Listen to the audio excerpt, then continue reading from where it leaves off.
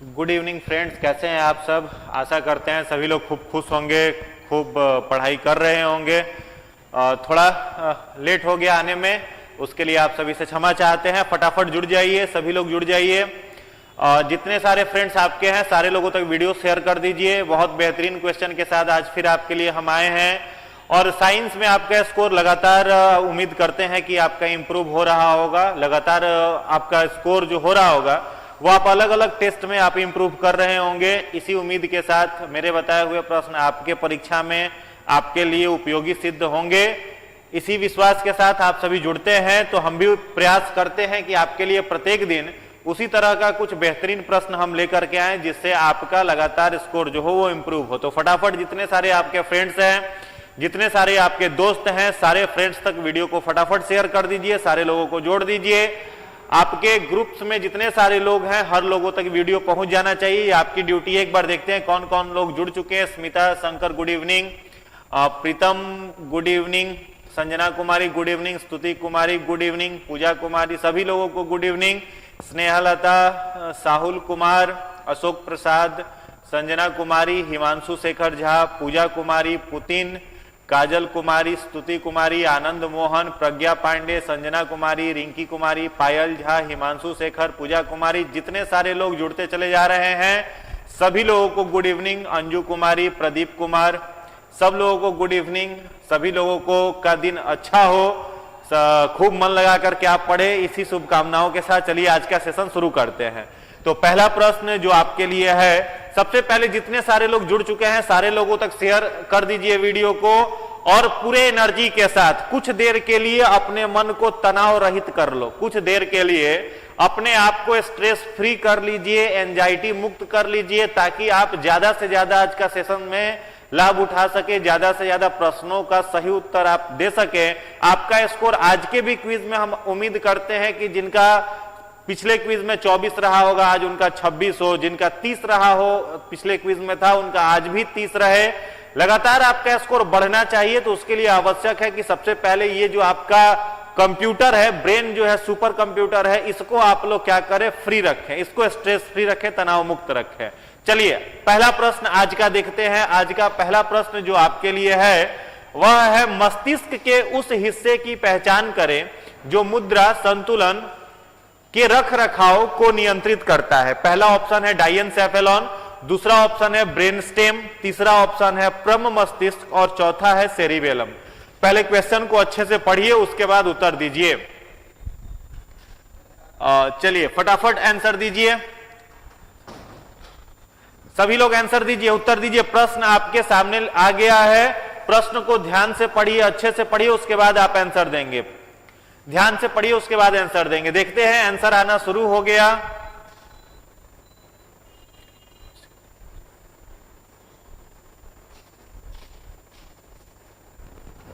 Video रुक,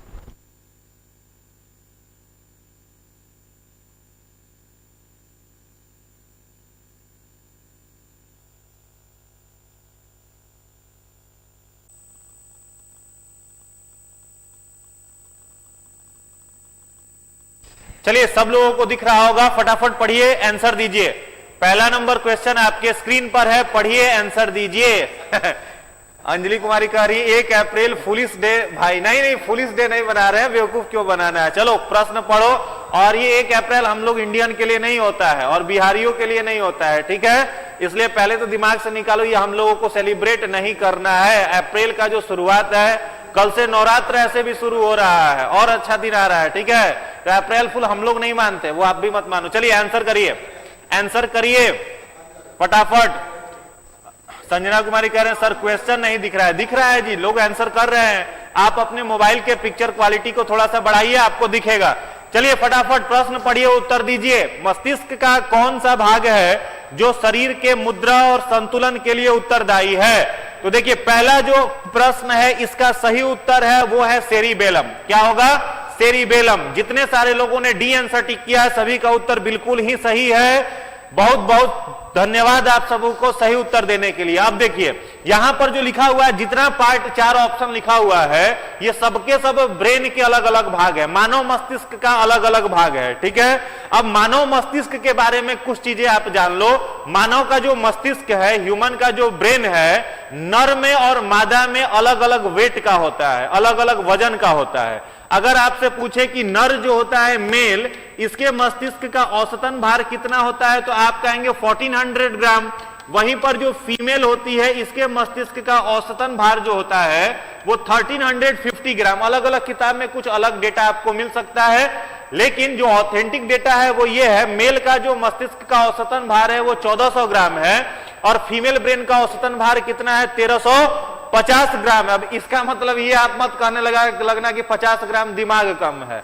दिमाग नहीं कम है, ब्रेन का वजन जो है वो केवल कम है। ठीक है, अब ब्रेन का अगर अध्ययन आपसे पूछा जाए, in which branch of biology we study about human brain, तो आप क्या कहेंगे, तो विज्ञान की जिस शाखा में मस्तिष्क का अध्ययन किया जाता है उस शाखा को हम लोग कहते हैं इनसेफोलॉजी। याद कर लो, साइंस का वह ब्रांच जहां पर हम लोग किसका अध्ययन करते हैं, जहां पर हम लोग मस्तिष्क का अध्ययन करते हैं, उस ब्रांच को क्या कहते हैं, इनसेफोलॉजी। ठीक है, अगला एक प्रश्न अगर आपसे पूछा जाए कि मानव का मस्तिष्क जो है वो किस बक्से के अंदर बंद है, किस बॉक्स के अंदर बंद रहता है, तो आप इसका जो सही उत्तर है वो क्या देंगे, क्रैनियम। क्या देंगे, क्रैनियम। हमारा जो मस्तिष्क है एक 8 हड्डियों के बक्से के अंदर बंद रहता है और उस बक्से का, उस बॉक्स का क्या नाम है, क्रैनियम। और यह जो क्रैनियम होता है यह कितने बोन से बना हुआ है, 8 बोन से। यानी क्रैनियम जो हमारा मस्तिष्क का बाहरी आवरण है वो 8 हड्डियों के बक्से के अंदर सुरक्षित है, बंद है हमारा मस्तिष्क। तो इतनी इंफॉर्मेशन आपको याद रखना है। ठीक है, मेल के मस्तिष्क का औसतन भार 1400 ग्राम, फीमेल का 1350 ग्राम। मस्तिष्क का जिस शाखा के अंतर्गत अध्ययन करते हैं उसे हम लोग इंसेफोलॉजी कहते हैं। क्रैनियम जो होता है वो 8 हड्डियों का बना हुआ एक बक्सा है जिसके अंदर हमारा ब्रेन बंद रहता है। ठीक है, तो हमारे शरीर में जो मुद्रा और संतुलन बनाने का काम है वो किसका काम है, सेरिबेलम का। और सेरिबेलम आपके मस्तिष्क के किस हिस्से का भाग है? अगर आपसे कहें कि अग्र मस्तिष्क, मध्य मस्तिष्क और पश्च मस्तिष्क, फोर ब्रेन, मिड ब्रेन और हिंड ब्रेन, इन तीनों में से किस मस्तिष्क का भाग सेरिबेलम है, तो आप क्या कहेंगे, हिंड ब्रेन। क्या कहेंगे, हिंड ब्रेन। हिंड ब्रेन का मतलब जो हमारा पश्च मस्तिष्क है उस पश्च मस्तिष्क का एक भाग है, उस पश्च मस्तिष्क का एक हिस्सा है जिसे हम लोग कहते हैं सेरिबेलम। चलिए अगला प्रश्न देखते हैं। आज का अगला प्रश्न आपके लिए है प्रश्न संख्या 2। मानव शरीर में सच्ची पसलियों की संख्या कितनी होती है? सच्ची पसली, इसे हम लोग ट्रू रिब्स कहते हैं। ये रिब्स में कितनी है? फटाफट उत्तर दीजिए, फटाफट उत्तर दीजिए। छोटा दिमाग, मध्य मस्तिष्क कह रहे हैं, फिर नहीं, वीडियो फिर से सही हो गया। ठीक है, चलिए आंसर दीजिए, पढ़िए और प्रश्न का उत्तर दीजिए। 12 सच्ची बोन की संख्या है, 14 है, 16 है या फिर 18 है? फटाफट लगातार आंसर आने लगा। 12 12 12 आंसर आ रहा है, 12 आंसर आ रहा है। 12, कुछ लोग 18 भी कह रहे हैं, कुछ लोग 12 कह रहे हैं, कुछ लोग 18 कह रहे हैं। ध्यान से पढ़िए, उसके बाद उत्तर दीजिए। देखिए ट्रू बोन्स जो है उसकी संख्या कितनी है? 14। कितनी है? 14। देखो 12 जो लिखा हुआ है, आपसे यहां पर ट्रू बोन पूछा जा रहा है, सच्ची पसलियों की संख्या पूछी जा रही है। पूरे के पूरे इसमें हम लोगों का जो रिब केज है, जिसके अंदर हम लोगों का लंग्स है, उसमें पूरे अगर पेयर में बात किया जाए तो 12 पेयर जो होता है वो टोटल बोन होते हैं। हमारे रिब केज में टोटल जो रिब्स हैं उनकी संख्या कितनी है? 12 जोड़े हैं। और 12 जोड़ों में से ऊपर से जो 7 बोन लेफ्ट साइड का है और राइट साइड का जो 7 बोन है उसे हम लोग कहते हैं ट्रू बोन। ठीक है, ट्रू रिब्स कहा जाता है, सच्ची पसली कहा जाता है। जैसे 1 2 3 4 5 6 और एक 7, फिर इधर से 3 4 5 6 7, इसको हम लोग क्या कहेंगे? ट्रू रिब्स कहेंगे। और इसके बाद के जो बाकी के बोन्स हैं वो अलग है। ठीक है, तो ट्रू रिब्स की जो संख्या पूछी जाएगी 7 लेफ्ट साइड में और 7 राइट साइड में, तो कितना हो जाएगा? 14 हो जाएगा। तो इसका आंसर जो है ट्रू रिब्स अगर आपसे पूछा जाए तो आप आंसर क्या देंगे? 14। और पूरे रिब केज में हड्डियों की संख्या अगर आपसे पूछ ली जाए तब आप उत्तर क्या देते? 12 पेयर उत्तर देते। ठीक है, चलिए शायद सब लोगों का क्लियर हो गया होगा। अगला प्रश्न देखते हैं। आज का जो तीसरा प्रश्न है आपके लिए, श्वसन उत्सर्जन और संचार अंगों से रहित है। रहित का मतलब यहां पर रहना मत समझ लेना, रहित का मतलब नहीं है। 4 जीव का नाम यहां पर, 4 ऑर्गेनिज्म का नाम आपकी स्क्रीन पर है। इसमें आपको बताना है कि किसमें श्वसन उत्सर्जन और संचार अंग नहीं है। फटाफट आंसर करिए। विनीत कुमार का आंसर आ रहा है ए। नुसरत जहां 7 और 7, हाँ जी 7 और 7 लेफ्ट और राइट साइड। जैकी कुमार ई कह रहे हैं, विनीत कुमार ए, प्रवीण कुमार ए, विवेक कुमार ए। आंसर आने लगा। रिंकी कुमारी बी कह रही हैं, स्मित कुमार ए कह रहे हैं। चलिए देखते हैं इस प्रश्न का उत्तर क्या होगा। एक बार आप ध्यान से पढ़िए, उसके बाद उत्तर दीजिए। स्पॉन्ज में, टेप वॉर्म में, थ्रेड वॉर्म में या फिर लीवर फ्लूक में, लीवर फ्लूक में आपको बताना है। तो देखो एक ऑर्गेनिज्म है, जैसे कल मैंने आपसे एक प्रश्न पूछा था कि एनिमल किंगडम को कितने फाइलम में बांटा गया है। तो एनिमल किंगडम के अलग अलग फाइलम है, जिसमें पहला फाइलम होता है पॉरीफेरा, उसके बाद होता है निडेरिया, उसके बाद होता है सिलोन्ट्रेटा, एनिलिडा, स्केल हेलामेंथिस, इकाइनोडर्मेटा, हेमिकॉर्डेटा, कॉर्डेटा। इस तरीके से करते हुए 10 फाइलम अलग अलग बने हुए हैं। तो उसमें से जो पहला फाइलम है, जिसे हम लोग पॉरीफेरा कहते हैं, जिसे कॉमनली हमने कल कहा था स्पॉन्ज कहा जाता है, तो स्पॉन्ज में उत्सर्जन, श्वसन और संचार अंग नहीं पाया जाता है। तो जितने सारे लोगों ने ए आंसर दिया है, सभी का उत्तर बिल्कुल ही सही है। आज का जो अगला प्रश्न है आपके लिए, प्रश्न संख्या 4, पारिस्थितिक तंत्र की अवधारणा को किसने परिभाषित किया। पारिस्थितिक तंत्र जिसे हम लोग इकोसिस्टम कहते हैं, इस इकोसिस्टम को किसने डिफाइन किया। ऑर्थन टॉन्सली ने, एवलिंग हिचिंसन ने, रेमंड लीडमैन ने या चार्ल्स एटलन ने। फटाफट आंसर आने लगा। कुमारी संगम ए कह रही हैं, अभी ए आंसर आ रहा है। देखते हैं क्या उत्तर है इस प्रश्न का। एक बार नया बिल्कुल क्वेश्चन आपके लिए लेकर के आए हैं। सारा का सारा प्रश्न मजेदार है, पढ़ करके मजा आएगा आपको। बहुत सारा अलग अलग इंफॉर्मेशन आज हम लोग सीखेंगे। तो फटाफट वीडियो को अपने सारे दोस्तों तक शेयर कर दीजिए, और नए क्वेश्चन अगर मिलेंगे तो एक बार सभी लोगों से हम निवेदन करेंगे, लाइक आप जरूर कर देना। चलो इस प्रश्न का सही उत्तर दीजिए। पारिस्थितिक तंत्र, लगातार आंसर आने लगा। ए ए ए ए, कुछ लोग सी भी कह रहे हैं, कुछ लोग ए कह रहे हैं, कुछ लोग सी कह रहे हैं, कुछ लोग ए और सी दोनों में कंफ्यूजन है। चलिए सही उत्तर दीजिए, ध्यान से पढ़िए और सही उत्तर दीजिए। चलिए इस प्रश्न का जो सही जवाब है, जितने सारे लोगों ने ए आंसर टिक किया है, सभी का उत्तर बिल्कुल ही सही है। पारिस्थितिक जो तंत्र है, इसके बारे में बताने वाले जो वैज्ञानिक थे वो थे ऑर्थर टैंसली। ऑर्थर टैंसली जो थे, उन्होंने पारिस्थितिक तंत्र के बारे में बताया था। पारिस्थितिक तंत्र के बारे में बताने वाले कौन थे? टैंसले थे। और टैंसले ने इकोसिस्टम जो बनाया था, तो इकोसिस्टम 2 चीजों का ग्रुप होता है, याद कर लो। इकोसिस्टम में कितनी चीजें हैं? दो कंपोनेंट है इकोसिस्टम के। एक है बायोटिक इकोसिस्टम, एक है एबायोटिक। बायोटिक को हम लोग जैव परितंत्र कहते हैं और एबायोटिक को अजैव परितंत्र कहते हैं। अब बायोटिक इकोसिस्टम जो है, जिसे जैव कहा जाता है, उसे नेचर ने बनाया है, और एबायोटिक इकोसिस्टम जो है उसे किसने बनाया है? तो उसे हम लोगों ने बनाया है। जैसे अगर आपसे हम पूछे कि बोटेनिकल गार्डन एबायोटिक इकोसिस्टम है कि बायोटिक है, तो आप कहिएगा कि एबायोटिक है। वाइल्ड लाइफ सेंचुरी पूछे तो आप कहिएगा कि एबायोटिक है। एक्वेरियम पूछे जहां पर मछलियों को रखा जाता है, तो आप कहिएगा कि सर ये बायोटिक है। किसे? क्योंकि इन सारे इकोसिस्टम को मनुष्य ने बनाया है। लेकिन अगर पूछा जाए कि नेचर ने, भगवान ने, प्रकृति ने किसको बनाया है, तो नेचर ने बनाया है आपको बायोटिक इकोसिस्टम को बनाया, जैव को बनाया। जैसे समुद्र, जैसे आपका डेजर्ट मरुस्थल हो गया, जैसे आपका ओशियंस हो गया, जैसे आपका रिवर हो गया, ये सब क्या है? तो ये सब बायोटिक इकोसिस्टम के अंतर्गत आते हैं। और ये कॉन्सेप्ट बनाने वाले ऑर्थर टैंसले थे। चलिए अगला प्रश्न है आपके लिए, प्रश्न संख्या 5। प्रश्न संख्या 5 पढ़िए और उत्तर दीजिए। 5 नंबर प्रश्न का उत्तर दीजिए।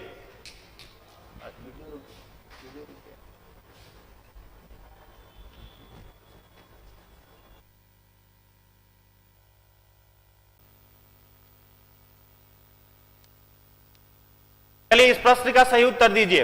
5वां प्रश्न है, कंप्यूटर में प्रयुक्त इंटीग्रेटेड सर्किट, जिसे आईसी चिप्स कहते हैं, बनाने में किस मेटलॉइड का उपयोग किया जाता है? सोना का, चांदी का, सिलिकॉन का या तांबा का? सोना, चांदी, सिलिकॉन या तांबा? फटाफट पढ़िए और उत्तर दीजिए। फटाफट पढ़िए और आंसर करिए। फटाफट इस प्रश्न को पढ़िए। कंप्यूटर में प्रयुक्त होने वाले इंटीग्रेटेड सर्किट जिसे आईसी चिप कहा जाता है, इसमें किस मेटल वाइड का उपयोग किया जाता है? सोना का, चांदी का, सिलिकॉन का या तांबा का? ध्यान से पढ़िए, उसके बाद उत्तर दीजिए। ध्यान से पढ़िए, उसके बाद उत्तर दीजिए। किसका उपयोग इसमें किया जाएगा? किसका उपयोग इसमें किया जाएगा? Very good, very good. जितने सारे लोगों ने इसका आंसर सिलिकॉन दिया है, सभी लोगों का उत्तर सही है। अब थोड़ा सा इंफॉर्मेशन आपको देंगे, ध्यान से समझना। देखो, मेटल्स, नॉन मेटल और मेटल वाइड तीन तरीके के हैं। मेटल मतलब धातु, नॉन मेटल अधातु, मेटल वाइड मतलब उपधातु। तो इसके आधार पर इलेक्ट्रॉनिक गैजेट्स दो प्रकार के होते हैं। एक होता है इलेक्ट्रॉनिक गैजेट और होता है इलेक्ट्रिक गैजेट। तो इलेक्ट्रिक गैजेट में आप याद रखोगे जिसमें ज्यादा ऊर्जा की आवश्यकता पड़ेगी, जैसे आपका पंखा हो गया, जैसे आपका रेफ्रिजरेटर हो गया, जैसे आपका एसी हो गया, जैसे आपका कूलर हो गया, ये सब इलेक्ट्रिक डिवाइस है, ठीक है। और इलेक्ट्रॉनिक डिवाइस एक दूसरा होता है जिसमें कम मात्रा में ऊर्जा डाला जाए और वो फंक्शन करने लगे, जैसे आपका एटीएम मशीन हो गया, जैसे आपका लैपटॉप हो गया, जैसे आपका मोबाइल फोन हो गया, जैसे आपका कंप्यूटर हो गया। तो इन सबको कहा जाता है इलेक्ट्रॉनिक डिवाइस, ठीक है। तो इलेक्ट्रॉनिक जितने सारे डिवाइस है, कंप्यूटर क्या है, इलेक्ट्रिक डिवाइस है कि इलेक्ट्रॉनिक डिवाइस है? जब आप 6ठी 7वीं क्लास में होंगे उसी समय आपको टीचर पढ़ाए होंगे क्लास में कि computer is an electronic device, ठीक है। तो जितने भी इलेक्ट्रॉनिक डिवाइस हैं उन सब में विद्युत को ट्रांसफर करने के लिए सिलिकॉन का यूज किया जाता है। तो जितने सारे लोगों ने सी आंसर किया है सभी का उत्तर बिल्कुल ही सही है। चलिए, छठा क्वेश्चन है, ध्यान से पढ़िए, उत्तर दीजिए। डैश का उपयोग हवा के बल और वेग को मापने में किया जाता है। 4 इंस्ट्रूमेंट का नाम आपकी स्क्रीन पर लिखा हुआ है, इसमें से किसका उपयोग हवा के वेग को मापने में किया जाता है? कमेंट करिए, आंसर दीजिए। चलिए फटाफट कमेंट करिए और उत्तर दीजिए। हवा के वेग को मापने, हवा के बल और वेग को मापने के लिए किस इंस्ट्रूमेंट का यूज किया जाता है? चलिए आंसर आने लगा, आंसर आने लगा, डी डी डी लगातार। चलो, एनीमोमीटर जो है इससे हम लोग क्या मापते हैं? हवा का बल और हवा का वेग मापते हैं। वहीं पर अगर आपसे पूछा जाता है लैक्टोमीटर क्या है, तो लैक्टोमीटर से हम लोग क्या मापते हैं? दूध की शुद्धता। दूध की शुद्धता मापने का जो यंत्र है वो क्या होता है? लैक्टोमीटर। थर्मामीटर से आप लोग जान रहे हो किस चीज को मेजर किया जाता है? टेम्परेचर को। स्पीडोमीटर से किस चीज को मेजर किया जाता है? स्पीड को। तो सही उत्तर इस प्रश्न का एनीमोमीटर होगा। चलो अगला प्रश्न है, 7वां क्वेश्चन आपके लिए है। यदि वक्रता त्रिज्या 20 सेंटीमीटर है तो दर्पण की फोकस दूरी क्या होगी? बहुत बच्चा वाला प्रश्न है, पढ़िए और ध्यान से उत्तर दीजिए। पढ़िए और ध्यान से उत्तर दीजिए। अगर वक्रता त्रिज्या दिया गया है 20 सेंटीमीटर तो दर्पण की फोकस दूरी क्या होगी? तो दर्पण की फोकस दूरी क्या होगी? बी आंसर आने लगा, 10 10 10 लगातार आंसर आ रहा है, बिल्कुल सही जवाब है। जितने सारे लोगों ने इस प्रश्न का उत्तर 10 सेंटीमीटर दिया है, जितने सारे लोगों ने इस प्रश्न का उत्तर 10 सेंटीमीटर दिया है उनका उत्तर बिल्कुल ही सही है, ठीक है, बिल्कुल ही सही है। फोकल लेंथ जो होता है उसके बराबर होता है radius of curvature is by 2, ठीक है। फोकस लेंथ जो होता है, फोकस लेंथ जो होता है वो रेडियस ऑफ कर्वेचर बाई 2 होता है, ठीक है। तो यहां पर दिया गया है 20, तो इसको क्या करिए आप 2 से कर दीजिए तो कितना आ जाएगा? 10 सेंटीमीटर। तो जितने सारे लोगों ने बी आंसर टिक किया है सभी का उत्तर सही है। अगला प्रश्न है आपके लिए आज का 8वां क्वेश्चन। निम्नलिखित में से किस रोग में कीटाणु खुले घाव में प्रवेश कर जाते हैं? ऑप्शन ए है टेटनस, बी है यक्षमा। यक्षमा को हम लोग टीबी भी कहते हैं, यक्षमा कह लो या फिर टीबी कह लो, दोनों बात एक ही है। मलेरिया और टाइफाइड। फटाफट उत्तर दीजिए, फटाफट उत्तर दीजिए। प्रश्न संख्या 8 का आंसर आने लगा। टेटनस आ रहा है, कुछ लोग टेटनस कह रहे हैं, कुछ लोग यक्षमा भी कह रहे हैं, कुछ लोग बी भी आंसर कर रहे हैं। बी कैसे होगा?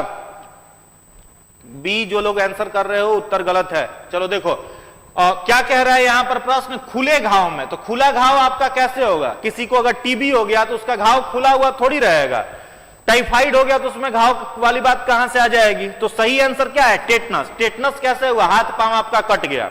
तो हाथ पांव कटा तो आपका ऊंट बन गया, वहां घाव बन गया, जख्म बन गया, तो वहां से कोई पैथोजेंस आपके शरीर में प्रवेश करेगा। चलिए, तो यहां पर इसका प्रश्न का सही उत्तर जो है वो ए है। ठीक है, अब आपसे एक प्रश्न है, आप बैक्टीरिया का नाम बताइए जिससे टीबी रोग होता है। किस बैक्टीरिया से टीबी रोग होता है? फटाफट कमेंट कर करके बताइए। Which bacteria is responsible for tuberculosis? Which bacterial cell is responsible for tuberculosis? सही उत्तर आने लगा। इस प्रश्न का जो सही उत्तर है वो है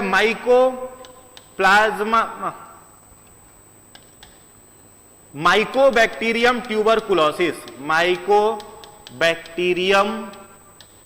ट्यूबरकुलोसिस। ठीक है, आपको नाम याद रखना चाहिए। माइकोबैक्टीरियम ट्यूबरकुलोसिस से क्या होता है? टीबी रोग, टीबी नामक बीमारी होती है जिसे हम लोग यक्षमा भी कहते हैं। ठीक है, अब इसमें एक मेडिसिन बहुत फेमस है टीबी में। कौन सा मेडिसिन? डॉट्स। एक दवाई है, एक मेडिसिन है जिसका क्या नाम है? डॉट्स। इसका उपयोग किया जाता है टीबी को ठीक करने में। यहां पर डॉट्स जो लिखा हुआ है इसका फुल फॉर्म है ड्रग ओरिएंटेड ट्रीटमेंट। डॉट्स का full form drug oriented treatment.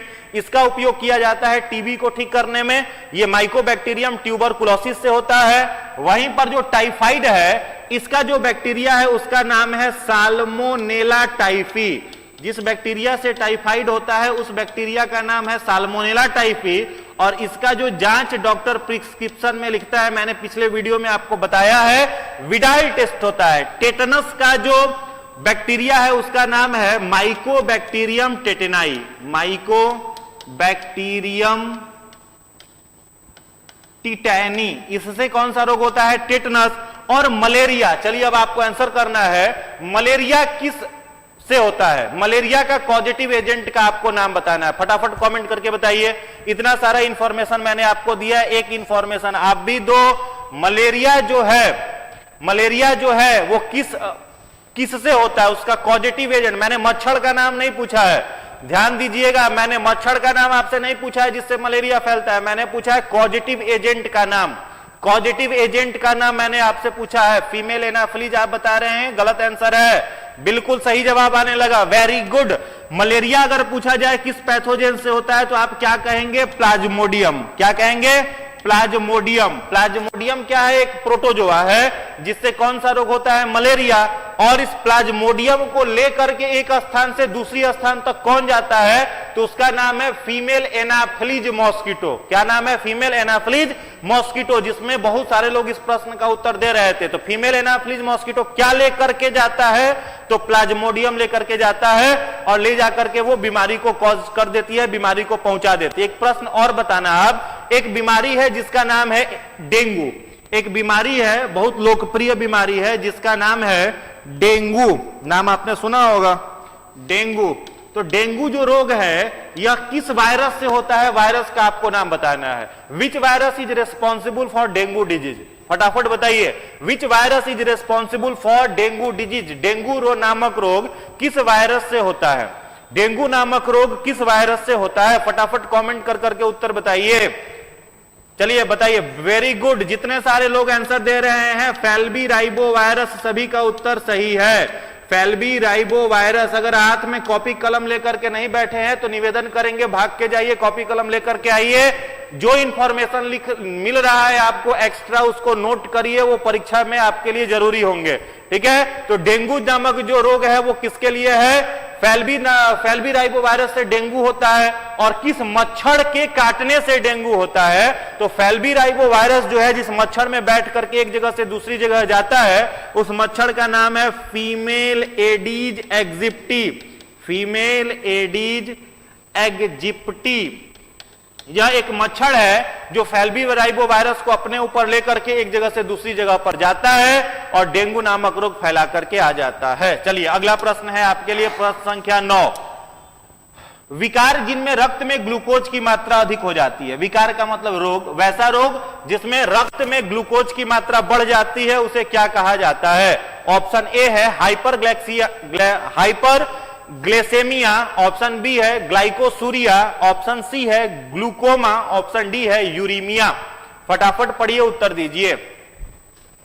फटाफट प्रश्न पढ़िए और उत्तर दीजिए। उम्मीद करते हैं सारे लोग इसका सही जवाब देंगे। कुछ लोग ए कह रहे हैं, ऐसा तो नहीं ना होता कि आप लोग कॉपी करते हो, किसी का अगर ए आंसर आ गया फटाफट ए मारते चले जाते हो, सभी लोग ए कहने लगते हो, ऐसा बिल्कुल भी नहीं करेंगे, ठीक है। हो सकता है वो गलत उत्तर दे रहा हो। एक हम लोगों की तरफ कहावत कहा जाता था, हम हमारे टीचर स्कूल में बताते थे कि एक भेड़ होता है और भेड़ आगे चलता है, ठीक है। तो एक भेड़ आगे चलता है तो उसके पीछे भेड़ों का एक झुंड बना रहता है, पूरा लंबा एक झुंड बना रहता है। पीछे वाले भेड़ को यह दृढ़ विश्वास रहता है, अटूट विश्वास रहता है कि उसके आगे जो भेड़ चल रहा है वो गर्दन ऊपर करके चल रहा है। भेड़ आप अगर सड़क पर चलते हुए कभी देखे होंगे तो सारे भेड़ गर्दन को, सिर को नीचे झुका करके चलते, कोई भेड़ सिर उठा करके नहीं चलता। सबको विश्वास रहता है, भेड़ झुंड में चलने वाला जानवर है, सबको विश्वास रहता है कि आगे वाला सिर उठाए हुए है, लेकिन अगला है वो भी चुपचाप मुड़ी नीचे करके बेचारा चलते रहता है। अगर एक भेड़ कुएं में गिरा तो पीछे के सारे जाकर के कुएं में गिरेंगे। तो वैसा आपके साथ ना हो, इसलिए कॉपी पेस्ट वाला मामला नहीं होना चाहिए आपके साथ कि एक ए आंसर दिया फटाफट वही कॉपी करते बाकी लोग बता रहे हैं। चलिए ध्यान से पढ़िए और उत्तर दीजिए, ध्यान से पढ़िए उत्तर दीजिए। रक्त में ग्लूकोज की मात्रा अधिक हो जाएगी, रक्त में ग्लूकोज की मात्रा अधिक हो जाएगी तो उस रोग का क्या नाम होगा? क्या नाम होगा बताइए। बिल्कुल सही जवाब आने लगा। चलिए जितने सारे लोग ए आंसर कर रहे हैं सभी का उत्तर सही है। जितने लोग ए आंसर कर रहे हैं हाइपरग्लाइसीमिया, ये सही जवाब है। अब यहां पर एक ग्लूकोमा जो है तो आप ऐसे ही काट देते हैं। ग्लूकोमा किसका रोग है? तो आंख का रोग है। ग्लूकोमा जो है यह क्या है? आंख का रोग है। और यूरीमिया जो है ये यूरिन संबंधित बीमारी है। यूरीमिया जो है ये यूरिन संबंधित बीमारी है, ठीक है। तो ये दो ऑप्शन तो ऐसे ही कट जाते हैं। तो हाइपर का मतलब ही होता है क्या? अधिक, ठीक है। हाइपो का मतलब कम, हाइपर का मतलब अधिक। तो इसका जो सही आंसर है वो है ए। चलिए अगला प्रश्न है आपके लिए, प्रश्न संख्या 10। प्रश्न संख्या 10, हाँ सही जवाब है, यूरिक एसिड बढ़ जाता है। चलिए ध्यान से पढ़िए, उत्तर दीजिए।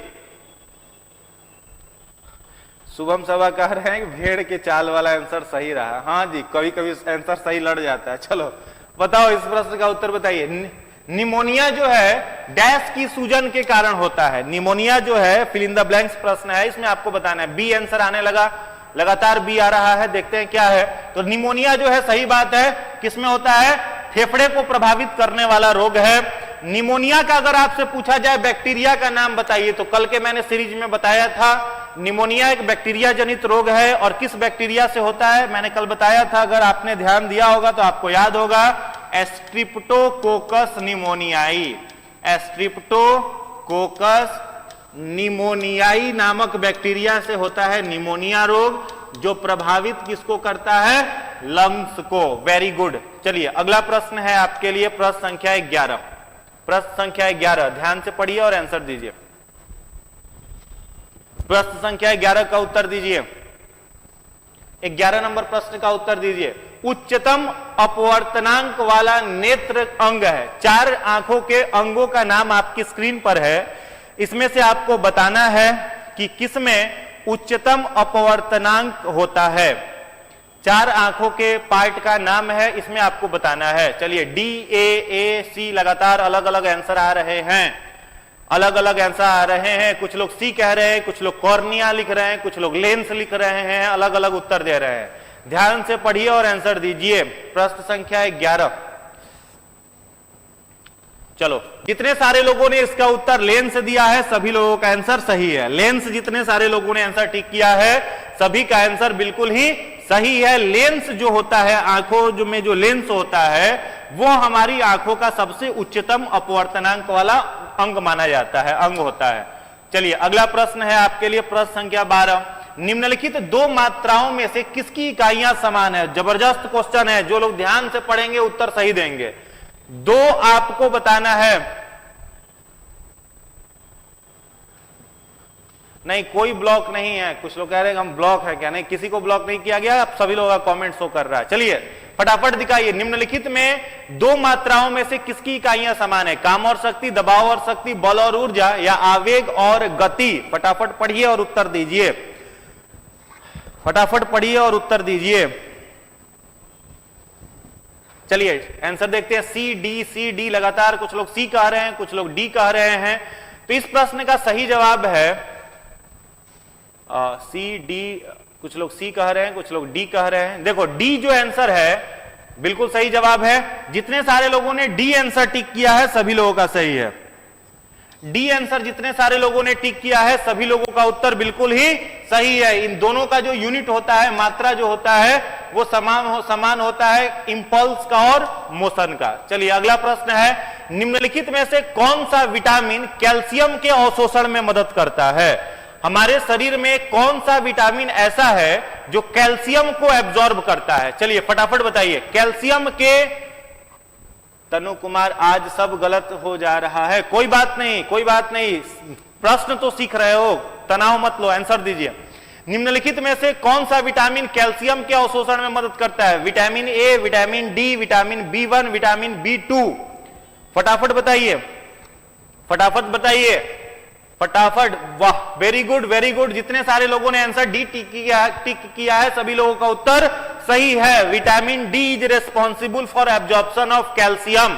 Vitamin D is responsible for absorption of calcium, सही जवाब है। चलिए अगला प्रश्न है आपके लिए, प्रश्न संख्या 14। दो वाष्पीकरण करणीय द्रव्यों का मिश्रण जिनके क्वथनांक भिन्न है उनको अलग किया जाता है किस विधि के द्वारा? छानने से, अवसादन से, क्रोमेटोग्राफिक से या फिर आसवन से? फटाफट पढ़िए और उत्तर दीजिए, क्या आंसर होगा? फटाफट पढ़िए और आंसर दीजिए। डी सी डिस्टिलेशन कुछ लोग कह रहे हैं, डी आसवन। चलिए फटाफट ध्यान से पढ़िए और उत्तर दीजिए, अच्छे से प्रश्न को पढ़िए और आंसर दीजिए। छानने से होगा या अवसादन से होगा या क्रोमेटोग्राफिक से होगा या आसवन से हो गया? प्रश्न संख्या 14। चलिए सही जवाब आने लगा। जितने सारे लोगों ने इस प्रश्न का उत्तर डी दिया है, आसवन, सभी लोगों का जवाब सही है। देखो अवसादन तो ऐसे ही समझ, आप ज्योग्राफी पढ़े होंगे तो उसमें अवसादी चट्टान होता है, तो अवसादन में क्या किया जाता है? बड़े बड़े जिनके पार्टिकल्स होते हैं, ठीक है, वैसा पदार्थ जिनके पार्टिकल्स बड़े बड़े हो रहते हैं उनको छानने, सॉल्यूट से, सॉल्वेंट से सॉल्यूट को जब अलग किया जाता है, बड़े पदार्थों को छाना जाता है तो वहां पर अवसादन हो जाता है, ठीक है। छानने में तो ऐसे फिल्टराइजेशन में से तो होगा नहीं, तो सही उत्तर इसका क्या हो जाएगा? डी, आसवन। चलिए अगला प्रश्न है 15 नंबर, श्वेत रक्त कोशिका। श्वेत रक्त कोशिका को हम लोग सामान्यतः कहते हैं आरबीसी, आरबीसी जिसे इसे कहते हैं हम लोग डब्ल्यूबीसी, व्हाइट ब्लड सेल, के द्वारा जीवाणुओं को मारने के लिए उपयोग की जाने वाली गैस का नाम बताना है। ऑक्सीजन, क्लोरीन, नाइट्रोजन या कार्बन डाइऑक्साइड? चलिए फटाफट बताइए, फटाफट बताइए। जो भी आपके फ्रेंड नहीं जुड़े हैं, नया प्रश्न मिल रहा है तो एक बार सभी लोग लाइक जरूर कर देंगे और ध्यान से पढ़ करके इस प्रश्न का उत्तर दीजिए। कार्बन डाइऑक्साइड कुछ लोग कह रहे हैं, सर ऑप्शन का नाम भी बोलिए, ठीक है, बोल देते हैं। व्हाइट ब्लड सेल के द्वारा जब बैक्टीरिया को मारा जाता है तो व्हाइट ब्लड सेल के द्वारा कौन सा गैस उपयोग किया जाता है? ऑक्सीजन किया जाता है, क्लोरीन किया जाता है, नाइट्रोजन किया जाता है या फिर कार्बन डाइऑक्साइड किया जाता है? चलो जितने सारे लोगों ने बी आंसर टिक किया है, क्लोरीन, सभी का जवाब सही है। व्हाइट ब्लड सेल के द्वारा क्या किया जाता है? अधिकांश लोगों का बी आंसर था। क्लोरीन गैस जो है इसका उपयोग किसके द्वारा किया जाता है? व्हाइट ब्लड सेल के द्वारा किया जाता है। किस चीज को मारने में? तो पैथोजेंस में, बैक्टीरिया को मारने में। डब्ल्यूबीसी के बारे में आप सब लोग उम्मीद करते हैं जान ही रहे होंगे। डब्ल्यूबीसी का जो साइंटिफिक नेम होता है वह होता है ल्यूकोसाइट्स, ल्यूकोसाइट्स, ठीक है। इसे हम लोग इम्यूनिटी बूस्टर भी कहते हैं, इम्यूनिटी बूस्टर। यह हम लोगों के शरीर में रोग प्रतिरोधक क्षमता को बढ़ाने वाला है। रोग प्रतिरोधक क्षमता को यह क्या करता है? बढ़ाता है, इसलिए इसे इम्यूनिटी बूस्टर कहते हैं। इसमें केंद्रक, इस कोशिका में केंद्रक, न्यूक्लियस उपस्थित होता है। साथ ही साथ इसकी जो जीवन अवधि होती है वो 2 से 5 दिनों तक की होती है। चलिए, तो इसके द्वारा कौन से गैस का उपयोग किया जाएगा? क्लोरीन गैस का। अगला प्रश्न है आपके लिए, प्रश्न संख्या 16। एक बीमारी का नाम है पेलाग्रा, डैश की कमी के कारण होता है। 4 ऑप्शन है, इसमें से आपको बताना है पेलाग्रा किसकी कमी से होने वाली बीमारी है? Nicotinic acid, sulphuric acid, hydrochloric acid, इनमें से कोई नहीं, इनमें से कोई नहीं। फटाफट बताइए। हाँ, डेली क्लास होता है मंडे टू फ्राइडे या मंडे टू सैटरडे भी कई बार होता है। चलिए आंसर आने लगा, निकोटीन, देखते हैं इसका सही उत्तर क्या है। बी सी लगातार अलग अलग आंसर आ रहा है। एक डिजीज है पेलाग्रा। पेलाग्रा रोग सब लोग समझ रहे होंगे। इसमें क्या होता है, पूरा जो स्किन होता है, पूरी की पूरी जो त्वचा होती है, इस पर छाले बन जाते हैं। जैसे जलने के बाद पूरा स्किन हो जाता है, वैसा छाला पूरे शरीर पर बनने लगता है। लिप्स वगैरह पूरा लटक जाता है, सब पर छाले बन जाते हैं। उसी रोग को कहा जाता है पेलाग्रा। तो पेलाग्रा बीमारी जो है वो किसकी कमी से होने वाली रोग है, किसकी कमी से होने वाली बीमारी है? चलिए सही आंसर आने लगा। विटामिन डी कुछ लोग कह रहे हैं। विटामिन डी कैसे होगा? विटामिन डी कैसे होगा? देखो, vitamin B3, very good, vitamin B3. Vitamin B3 से की कमी से होने वाला कौन सा रोग है? पेलाग्रा। पेलाग्रा किस विटामिन की कमी से होगा? Vitamin B3. और इसे हम लोग नियासिन भी कहते हैं। इसे हम लोग नियासिन कहते हैं। ठीक है, नियासिन इसे कहा जाता है। सही जवाब है नियासिन। तो इस प्रश्न का सही उत्तर क्या हो जाएगा? Nicotinic acid. Nicotinic acid. जितने सारे लोगों ने ए आंसर टिक किया है सभी का जवाब सही है। चलिए अगला प्रश्न है आपके लिए, प्रश्न संख्या 17। पारिस्थितिक तंत्र शब्द किसके द्वारा गढ़ा गया था? पारिस्थितिक तंत्र शब्द जो है, पारिस्थितिक तंत्र के जनक अभी हम लोग पूछ चुके हैं। यहां पर पूछा जा रहा है पारिस्थितिक तंत्र शब्द देने वाले वैज्ञानिक कौन थे? टेंसले थे, रॉबर्ट हुक थे, ओबुम थे, या ड्यूबेन मायर थे? ध्यान से पढ़िए और आंसर दीजिए। ध्यान से प्रश्न पढ़िए और इस प्रश्न का सही उत्तर देने का प्रयास करिए। प्रश्न संख्या 17, पारिस्थितिक तंत्र जो शब्द है, इस शब्द को देने वाले जो वैज्ञानिक थे उनका क्या नाम था? चलिए सेम है। जितने सारे लोग ए आंसर कह रहे हैं सभी का जवाब सही है।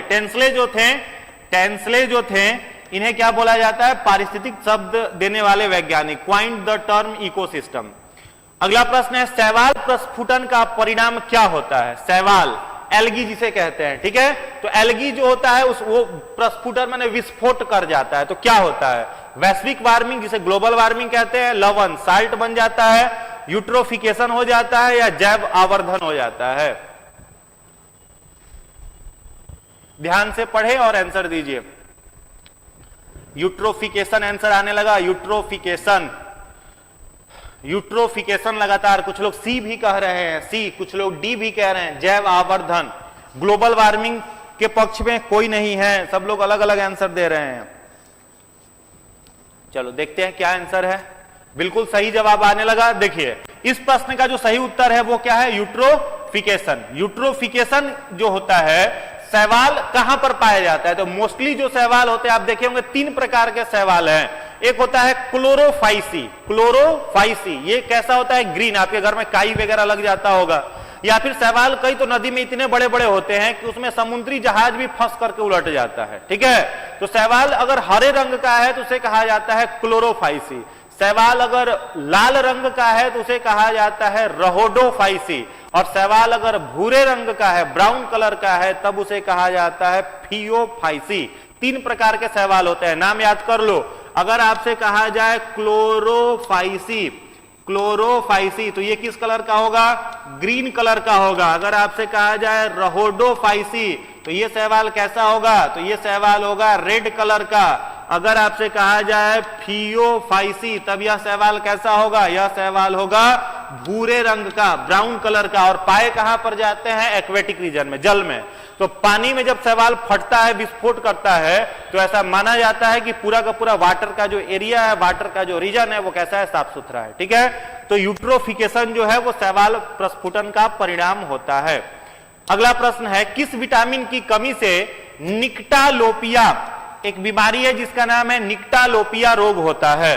नाम जाना पहचाना है, आप थोड़ा सा ध्यान देंगे तो सही उत्तर आ जाएगा। आप इस बीमारी के बारे में जानते हैं, मैंने पिछले सीरीज में बताया भी है। निक्टालोपिया के बारे में ऑलरेडी हम लोगों ने डिस्कस किया है। ध्यान से जो लोग पढ़ेंगे सही उत्तर देंगे। ध्यान से पढ़िए और सही उत्तर दीजिए।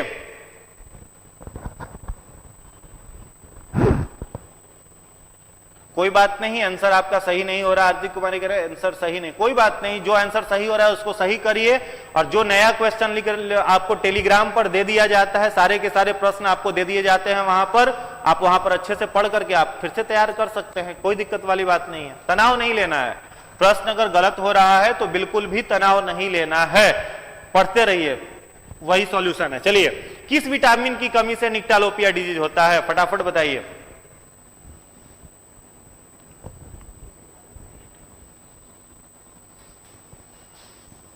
देखो, निक्टालोपिया को हम लोग क्या कहते हैं, नाइट ब्लाइंडनेस। निक्टालोपिया का दूसरा नाम है नाइट ब्लाइंड, निक्टालोपिया का दूसरा नाम है नाइट ब्लाइंडनेस, ब्लाइंडनेस, रतौंधी जिसको कहते हैं जी, वही निक्टालोपिया। आप सही उत्तर दे दोगे, बताइए रतौंधी किस विटामिन से, रतौंधी जो है किस विटामिन से होगा, अब सही उत्तर दे दो। अगर गलत हुआ है तो आप सही आंसर दीजिए। चलिए, अगर गलत हो गया था निक्टालोपिया में, अब सही उत्तर दे दो। रतौंधी और निक्टालोपिया एक ही बीमारी है, बस साइंटिफिक नेम दे दिया गया है, इसलिए गलत हो रहा होगा। चलिए, सही उत्तर दीजिए।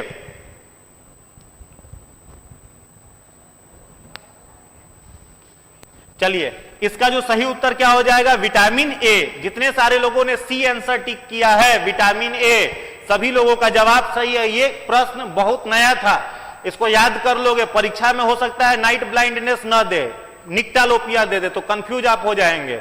ध्यान दीजिएगा, विटामिन ए जो है इसकी कमी से नाइट ब्लाइंडनेस, जिसे निक्टालोपिया भी कहते हैं, वो होता है। ठीक है, विटामिन सी से तो सभी लोग जान रहे हैं कौन सा रोग हो जाएगा, स्कर्वी नामक रोग हो जाएगा। विटामिन के जो होता है इससे कौन सा रोग हो जाएगा, विटामिन के से कौन सा डिजीज होगा, फटाफट बताइए, कमेंट करके बताइए। विटामिन के जो है इसकी कमी से कौन सा रोग होगा, विटामिन के की कमी से कौन सा रोग, विटामिन के की कमी से फटाफट बताइए, फटाफट बताइए, विटामिन के की कमी से कौन सा रोग,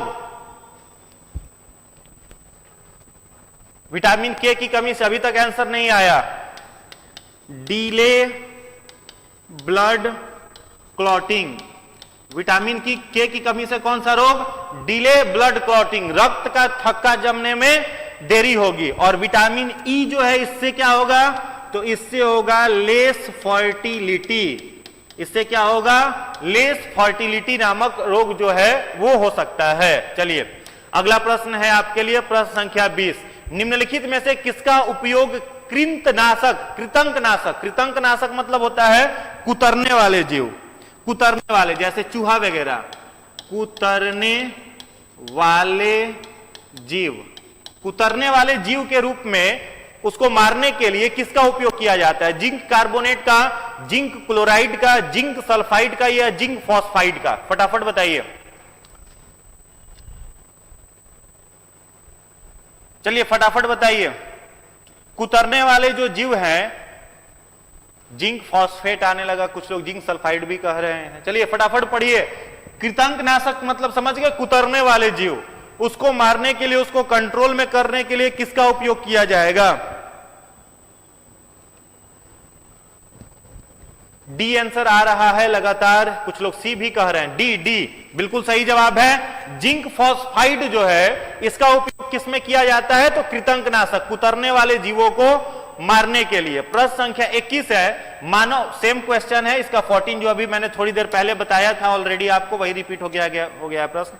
चलिए 22 नंबर प्रश्न बताइए, लेशमीनियासिस एक बीमारी है, लेशमीनियासिस, यह जो रोग है कि कुछ प्रजातियों के काटने से होने वाली बीमारी है।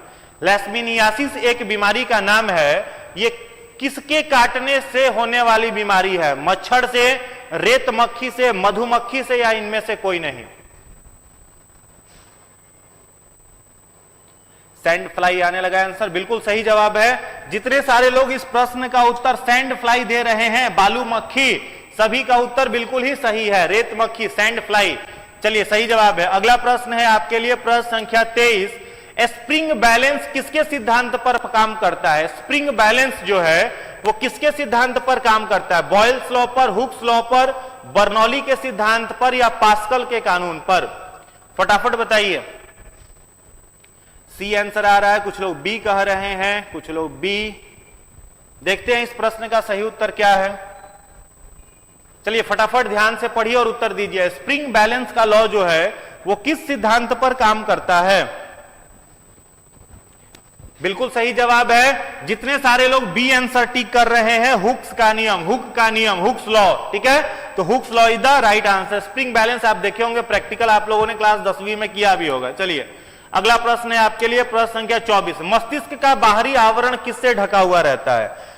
ह्यूमन ब्रेन का जो आउटर भाग है वो किससे ढका हुआ रहता है? ड्यूरामेटर से, पॉन्स से, डेंड्राइट्स से, या तंत्रिका कोशिका नर्व सेल से? फटाफट बताइए, फटाफट कमेंट कर करके बताइए सही उत्तर क्या होगा। अगला प्रश्न आ चुका है, फटाफट पढ़िए और आंसर दीजिए। तो इस प्रश्न का सही उत्तर है ड्यूरामेटर। ड्यूरामेटर, मान लो यहां पर आपके का मस्तिष्क है, ये क्या हो गया आपका मस्तिष्क। मस्तिष्क के बाहर में कितनी हड्डियां हैं? 8। कितनी हड्डियां हैं? 8। इस 8 हड्डियों का बना हुआ बक्सा क्या कहलाएगा? तो इस 8 हड्डियों का बना हुआ बक्सा कहलाएगा क्रैनियम, ठीक है। और क्रैनियम और ब्रेन के बीच में 3 अलग अलग परतें, यहां पर बीच में ब्रेन है, तो क्रैनियम यानी 8 हड्डियों और इनके बाहर में 3 अलग अलग परतें पाई जाती है। 3 परतें होती हैं। सबसे बाहरी जो परत है इसका नाम है ड्यूरामेटर, याद कर लोगे, इसका नाम है ड्यूरामेटर। बीच वाली जो परत है इसका नाम है आर्किनॉइड, बीच वाली परत का नाम आर्किनॉइड। और सबसे अंदर वाली परत जो है इसका नाम है पियामेटर। 3 परत मस्तिष्क के बाहर में पाई जाती है। सबसे बाहरी भाग ड्यूरामेटर, बीच वाला मेम्ब्रेन आर्किनॉइड, और अंदर वाला जो मेम्ब्रेन है उसको क्या कहते हैं? पियामेटर, ठीक है। और इनके बीच में एक द्रव्य पाया जाता है, एक लिक्विड पाया जाता है जिसे हम लोग कहते हैं सेरिब्रोस्पाइनल फ्लूइड। क्या कहते हैं? सेरिब्रोस्पाइनल फ्लूइड कहते हैं, जो ब्रेन को आउटर इंजरी से प्रोटेक्ट करता है। एक प्रश्न मेरे तरफ से आपके लिए है, किस वायरस के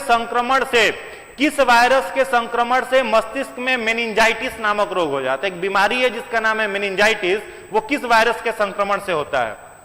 किस वायरस के संक्रमण से मेनिंजाइटिस नामक रोग होता है? फटाफट बताइए, किस वायरस के संक्रमण से मेनिंजाइटिस नामक रोग होता है?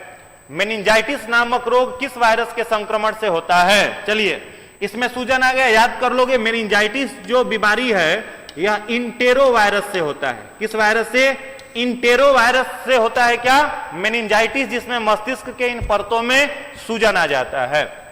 अगला प्रश्न है आपके लिए 25 नंबर। प्रकाश का वेग सबसे पहले किसके द्वारा मापा जाता था? प्रकाश का जो वेग है यह पहले के समय में किस इंस्ट्रूमेंट से मापा जाता था? रोमर से, न्यूटन से, गैलीलियो गैलीली से, या मैक्स प्लैंक से? फटाफट बताइए, प्रकाश का वेग पहले किस यंत्र से मापा जाता था? प्रकाश का वेग पहले किस? बिल्कुल सही जवाब है। जितने सारे लोग इस प्रश्न का उत्तर ए कह रहे हैं रोमर, सभी लोगों का उत्तर सही है, रोमर। चलिए अगला प्रश्न है, निम्नलिखित में से कौन सा प्लाज्मा प्रोटीन के रक्त के जमाव में शामिल होता है? निम्नलिखित में से कौन सा प्लाज्मा प्रोटीन रक्त को जमने में मदद करता है, शामिल होता है? रक्त को जमने में कौन सा प्लाज्मा प्रोटीन मदद करता है? फटाफट कमेंट कर करके आंसर बताइए। प्रश्न संख्या 26 का उत्तर दीजिए।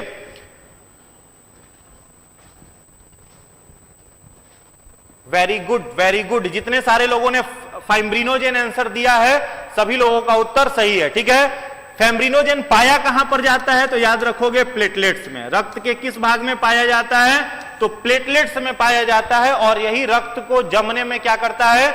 मदद करता है, ठीक है। इसी फाइब्रिनोजेन के कारण ब्लड जो होता है वो हम लोगों के शरीर हाथ पैर कटने पर क्लॉट होता है, थक्का जमता है खून का। ग्लिसियन कैप्सूल किसमें देखा जाता है? 4 शरीर के अंगों का नाम दिया गया है। वृक, वृक का मतलब क्या होगा? किडनी।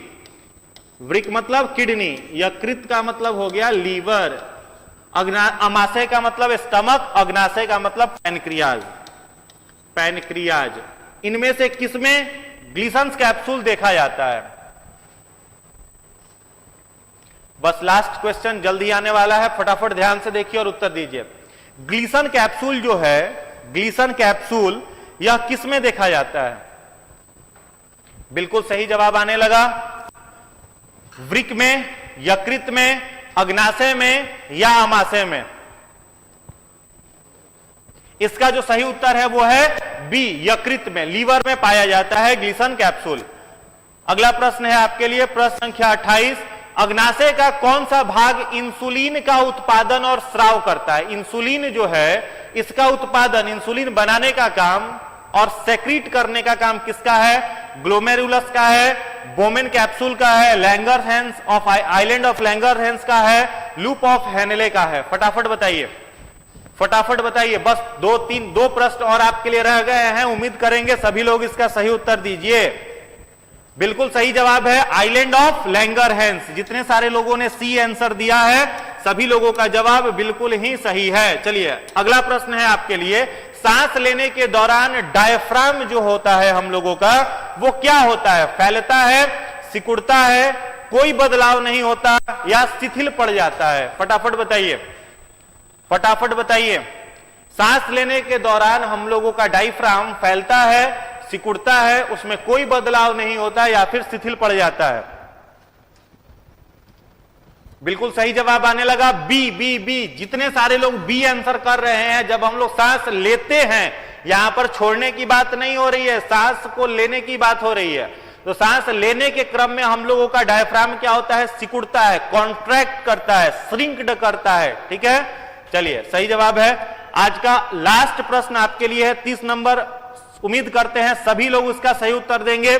मस्तिष्क से गुजरने वाली उत्तेजनाओं के लिए एक त्वरित प्रतिक्रिया कौन करता है? क्या कहलाता है? यहां पर सहज न होकर के अगर यहां आप प्रतिवर्ती क्रिया कहते हैं तो सही होगा। प्रतिवर्ती क्रिया, प्रतिवर्ती क्रिया। बी है स्वैच्छिक कार्यवाही, सी है अष्टिवत, डी है रिसेप्टर। फटाफट बताइए। लास्ट प्रश्न आपके लिए है, ध्यान से पढ़िए और उत्तर दीजिए। बिल्कुल सही जवाब आने लगा। जितने सारे लोग इस प्रश्न का उत्तर ए कह रहे हैं, प्रतिवर्ती की क्रिया, रेफ्लेक्स एक्शन, सभी लोगों का जवाब बिल्कुल ही सही है। रेफ्लेक्स एक्शन अगर आपसे पूछा जाए कि हमारे सीएनएस के, सेंट्रल नर्वस सिस्टम के दो भाग होते हैं, ब्रेन और स्पाइनल कॉर्ड, तो ब्रेन और स्पाइनल कॉर्ड में से किसके द्वारा रेफ्लेक्स एक्शन कंट्रोल किया जाता है? तो आप क्या कहेंगे? Spinal cord, spinal cord. और इस स्पाइनल कॉर्ड को हम लोग मेरु रज्जु भी कहते हैं। ठीक है, चलिए तो आज के 30 प्रश्न में से आपके कितने नंबर आए कुल जोड़ करके हमें बता दीजिएगा। खूब मन लगा करके पढ़िए, फटाफट जोड़ करके बताइए किसका कितना नंबर आया, फटाफट बताइए। चलिए देखते हैं, लास्ट में आप कमेंट कर करके बता दीजिएगा। हम सभी लोगों का नंबर एक बार पढ़ेंगे। उम्मीद करते हैं सब लोग खूब मन लगा करके पढ़ रहे होंगे। आपका एग्जाम जो है वो बहुत कम दिन अब रह गया है, बहुत कम समय में आपको ढेर सारे कंटेंट पढ़ने हैं। तो अपने आप को आलस से, प्रमाद से बचा करके, लेजीनेस नहीं आना चाहिए। 1 महीने का जो आपके पास समय है इसमें पूरा जी जान लगा करके, खूब मन लगा करके पढ़िए। सभी लोगों का रिजल्ट होगा। फुल पॉजिटिव रहिए, सकारात्मक रहिए, मन को निगेटिव मत होने दीजिए। और जो निगेटिव लोग हैं उन लोगों से दूर रहने का प्रयास करिए। उन लोगों के संपर्क में आने से अपने आप को बचाइए। ऑटोमेटिक आपका स्कोर जो होगा वो बढ़ते चला जाएगा। ठीक है, चलते चलते 2 शब्द आपके लिए, ये राह नहीं है फूलों की। अगर आप सोचते हैं कि ये रास्ता आसान है और इस पर ऐसे ही सफलता मिल जाती है तो मेरे दोस्त ऐसा आप सोचना बंद कर दें। किसी ने कहा है ये राह नहीं है फूलों की, कांटे ही इस पर मिलते हैं। लेकर दर्द जमाने का बस हिम्मत वाले चलते हैं और हिम्मत वाले चलते हैं। अपने अंदर पूरा ब्रेवनेस बनाए रखिए, साहसी बने रहिए, बहादुर बने रहिए और लगातार फाइट करते हुए आपका जो एम्बिशन है, आपका जो लक्ष्य है, आपका जो गोल है उसे प्राप्त करिए। आप लोगों का बहुत बहुत धन्यवाद इस क्विज को देखने के लिए। किसका कितना नंबर आया लास्ट में आप जरूर बताइएगा, हम सबका वाच करेंगे। और अगर आपको नए इंफॉर्मेशन इस वीडियो के माध्यम से मिले हो तो एक बार जरूर लाइक कर दीजिएगा, चैनल को सब्सक्राइब कर लीजिएगा। Thank you.